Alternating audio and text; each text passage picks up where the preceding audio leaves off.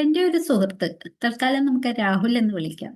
IT ഫീൽഡില് IT കമ്പനിയിൽ വലിയ പോസ്റ്റിലാണ് work ചെയ്യുന്നത്.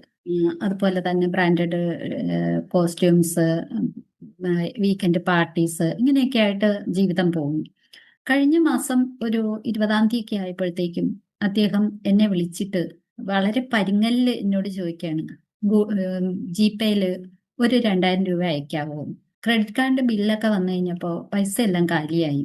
അടുത്ത മാസം ശമ്പളം കിട്ടുമ്പോൾ തരാമെന്ന്. ഞാൻ ഞെട്ടിപ്പോയി. മാസം 1 ലക്ഷത്തിലേറെ ശമ്പളം മേടിക്കുന്ന ഒരാള് മാസം അവസാനിക്കാൻ വെറും 10 ദിവസം ബാക്കി നിൽക്കെ അക്കൗണ്ടിൽ ഒറ്റ പൈസ പോലും ഇല്ലാതെ വിഷമിക്കുന്നു. അപ്പൊ മഹാ അത്ഭുതം തന്നെ എനിക്ക് തോന്നി. പക്ഷെ ഇതൊരു ഒറ്റപ്പെട്ട സംഭവമല്ല. പല ആളുകളും ഇങ്ങനെ തന്നെയാണ്. രാഹുലിനെ പോലെ തന്നെ ഹൈ ഇൻകം സീറോ ബാലൻസ് ഉള്ള ഒരുപാട് പേരുണ്ട്. പണം വരുന്ന വഴി അവർക്കറിയാം, പക്ഷെ പോകുന്ന വഴി അവർക്കറിയില്ല. ഇത് ധൂർത്താണോ അതോ പ്ലാനിങ് ഇല്ലാത്തതാണോ? ഇങ്ങനെ ഒരു കുഴിയിൽ വീഴാതിരിക്കാൻ എന്ത് ചെയ്യണം? നമുക്ക് നാളെ നോക്കാം.